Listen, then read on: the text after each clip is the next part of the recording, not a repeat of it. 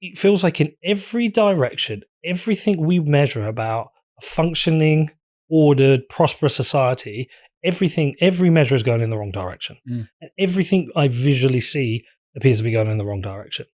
Yes. No, definitely. Have you written to your local MP? I've met him. He's a Labour MP. I don't think we'll have anything we'd agree on. I've met him though. He's a fine enough guy. I talked to the mayor regularly, actually, and we didn't get off on great terms. But we spent some time together, and I've talked to him about some of the issues at hand. Yeah, I'm confident he wants to solve the problems. He's challenged the police on their record, and he and I chat. We chat regularly. We have fundamental issues at a local and national level that are not being fixed by this every 4 or 5 year cycle of replacing one government with another government. It's just not working. Every single measure, GDP is stagnant. GDP per capita is stagnant or falling. The employment rate is now going up again under Labour. There is no growth. Taxation is going up. Businesses are closing everywhere. We're destroying the middle class. We've got the wealthiest in this country wanting to leave. We're doing everything to disincentivize business, to scare away the wealth, to destroy the wealth that is being created by the middle class, to disincentivize the youth. I mean, I'll give you some other interesting stats. I think I might even have talked to you about this with my son, but we were driving down to London the other day, and he wants to buy a house. He's 21, and he looked up a house on where I used to live, this road, Lovell Road in Bedford. He said, "Dad, a house there is now $350,000." I was like, "No, it's not. Stop being an idiot. I bought my first house there 21 years ago for $100,000, and it's not in one of the best areas of Bedford." And I don't mean that. I don't mean that to be insensitive to the people who live there, but there's certain areas of Bedford you want to live, and there's the different economic zones. How big is Bedford? 100,000 people. Okay. Ish. Anyway, I was like, stop being an idiot. The house doesn't cost $350,000 now. I bought a house for $100,000 there 21 years ago. Anyway, we went on Rightmove. There was a house listed there for $300,000, which was a 2-bed. Mine was a 3-bed.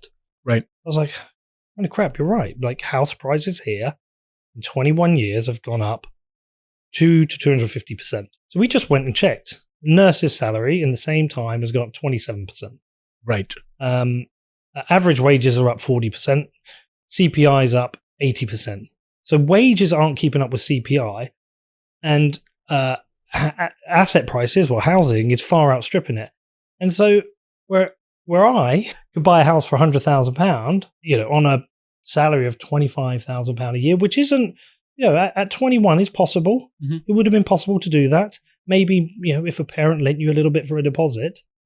For my son to be able to afford a £300,000 house, he really needs to be on 75 grand a year with a 60,000 deposit, or 30,000 gets away with it. That's not going to happen at 21. Yes. To be on that kind of 75,000, I know people who haven't even reached that, who are in their 40s. So we've essentially we're making housing unaffordable for the youth. We're making we're removing the opportunity for them. We're destroying the incentive for them to create business. And it to me is no wonder we have a brain drain from the UK. Young people are like, well, there's no point staying here. I can't get a job. If I do get a job, I can't afford a house. And where I live is full of crime. I might as well go to Australia and live by the beach and have a good life. Where does immigration come into all of this? I think it's part of the problem, but I'm reticent to blame it as big a problem as others may do. Okay. In that, we had a massive increase in net migration over the last 3 years, where it was kind of like around 1 million a year. And I think previously to that, we were in the low 100,000s, and it wasn't so long ago, it was like 50,000. Mm. I think if we'd had net migration of 50,000 a year for the last 20 years, we would still have a number of the issues we have, because a number of the issues we have come down to what I believe is the way we structure governance in countries and the incentives at play if you're a politician. Your incentive is to retain power. To retain power, you need voting blocks. You do that by appeasing the views of certain parts of the electorate. I mean, I've got the employment bill here from Angela Rayner. This is a great example. Right.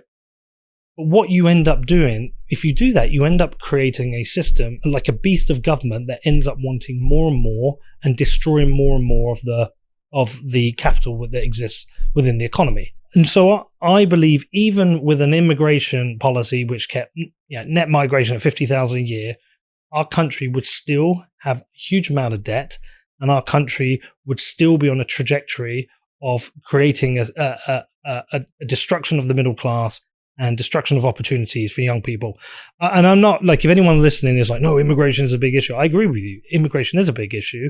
It accentuates the problem and accelerates the problem, and it creates other problems. But I don't believe that if there was, we'd have an excellent immigration policy, this wouldn't mean our government isn't 2 trillion in debt. It doesn't mean we don't have this bloated civil service, that we don't have all these crazy tax and welfare policies. I think that comes out on the fact that we've not constrained government in a way that we need to, when we understand what groups of men will do, now groups of men and women will do in government. And you see that across the world.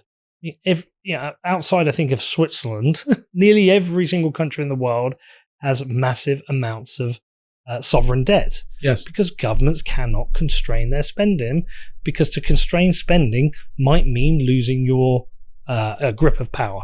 Yes.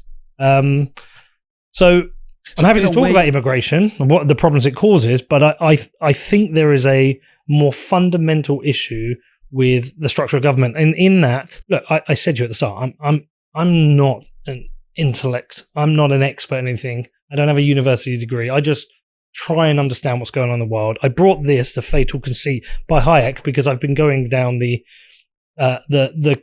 Austrian rabbit hole of trying to understand what makes for a good functioning economy. And it seems to me that actually any form of top-down planning misunderstands what happens, like the spontaneous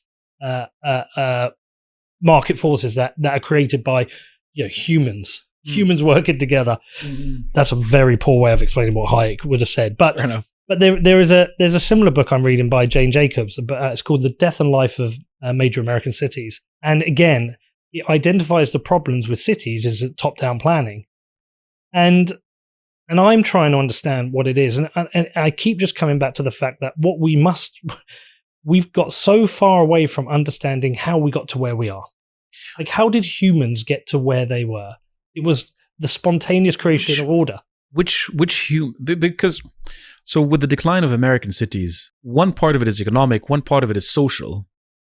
And the social part had to do, and unfortunately it must be said, at least in part with the inflow of black populations into American cities in the North, where there was such an enormous disparity and where there was such a difference in culture that you ended up with white flight and the abandonment of cities to poorer strata of society.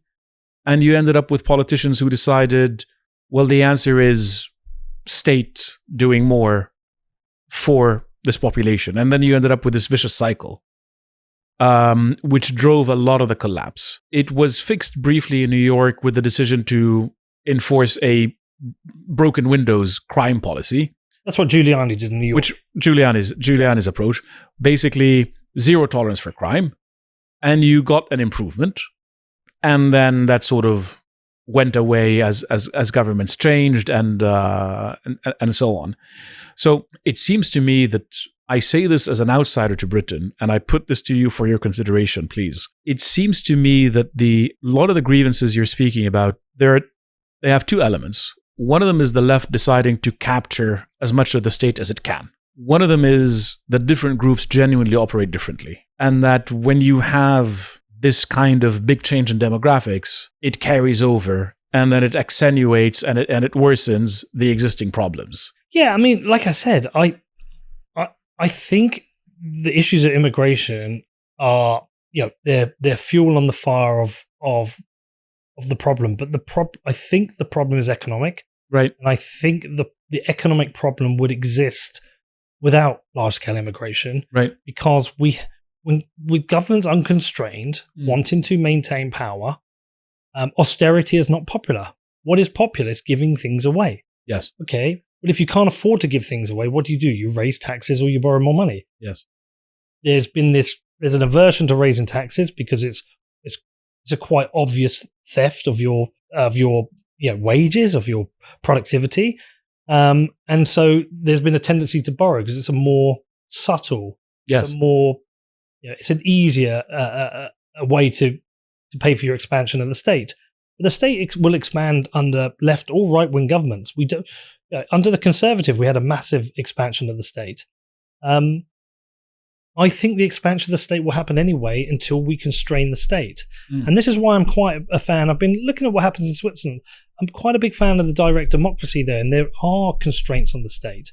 I mean, the Americans tried to do this with their constitution, was to constrain the state. They understood the risks of men and greed and politicians. But even with their marvelous constitution, they have set 36 trillion of debt. Yes. The capital flight now is to the Swiss franc. It's been so successful that they're actually having to lower their interest rates, I think, to near 0%, because where do you put your money when everything else is melting? Your choice is assets, Bitcoin, gold, perhaps property, or to other currencies. The Swiss franc is the best currency. I think it might be the best performing currency in the world right now. Right. Because they have constraints on their democracy, because they have direct democracy. The biggest challenge, I think, personally, in my simple mind, is that we are not going to see a large-scale improvement in the future of our country without a serious conversation on the role of government and the constraints of government. Yes. What is it that government should do? What is the role of government? Yes. So what is it that government should do? What is the role of government? I mean, in its simplest form, it should maintain law and order. It should enforce property rights. It should enforce contracts, deal with contracts disputes, protect our borders. And, this is very much a Hayekian view. But I also think there are some complexities of the world which need consideration. I'm not opposed to the idea that the state has some regulation over the market in terms of monopolies. I'm not opposed to the state having some regulation in protections of the environment in those areas whereby a pure free market may lead to a destruction of the environment or destructive monopolies. And now, look, there will be some libertarians going, "You aren't a libertarian. We wouldn't be doing that. We need a perfect free market." I think if you look at where we are and what I think, right, I think it's a positive. It's like a positive move away from this huge bloated state. Yes. Then we have to wean ourselves off the state. But my view is that, and I talk about from my experience of operating businesses, every constraint I have, every single difficulty I have of operating my businesses comes from the government. It comes from bureaucracy, red tape, taxes. I mean, this employment bill from Angela Rayner, I think is absolutely nuts. I'll give you one, the one that gets me the most. As part of this employment bill, they want a trade union access and powers. They want a major expansion of union rights.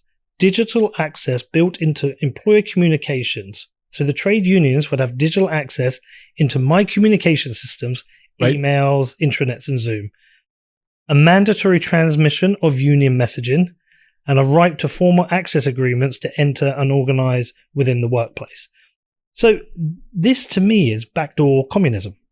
Yes, it is state capture of private capital. Private capital, of the means of production, and you can look at the incentives. Membership of trade unions down to 22%. Well, trade unions, a good grift. You're a trade union manager, and you've got your membership fees coming from your members. It's a good grift. Hey, good money. We fight for you. We support you. We fight for your wages and working conditions. And it's very obvious to me that the trade unions have the Labour Party by the balls. They're a huge voting bloc. You must support us. And big donors to the Labour Party. Big donors. But what we do not want is the trade unions being an extension of the government. We do not want them interfering with the free operations of the market. Which is the standard socialist model. Of course. Which is the standard Chinese model, the standard Egyptian model, the standard model across the board. The unions are basically government mouthpieces. As a simple businessman from Bedford, I know this is absolute madness. Right. I know this does not work. Yeah. I know, I can see clearly what they're trying to do is they're trying to coerce more people into be members of the union and it's like basically trying to coerce them into being part of the Workers' Party. Yes. They're trying to, I don't know, trying to create a them and us. We're the proletariat. They're the bourgeoisie. We need to destroy them. They steal. They take everything. We need to control them. The truth is about operating a business. I think a business owner more often than not knows the right decision for his business. Yes. They know the right amount to pay. They know if they pay too low, they will get low quality staff. If they pay high, they get good quality staff. If they get good quality staff, they can raise their prices and have good customers. I think they know if they want to sack somebody after a week, it's because that person is invariably terrible at their job. Yep. And if they're good at their job, they know they have to try and keep them. I think business operators generally know how to operate their business. And I think the rules that government come in is this top-down planning to try and, because they think they know better. Yet none of these people operate. And there's nobody on the Labour front bench who's ever operated a business. No. I have no idea what it's like to think about payroll. If you enjoyed this piece of premium content from the Lotus Eaters, head to our website where you can find more.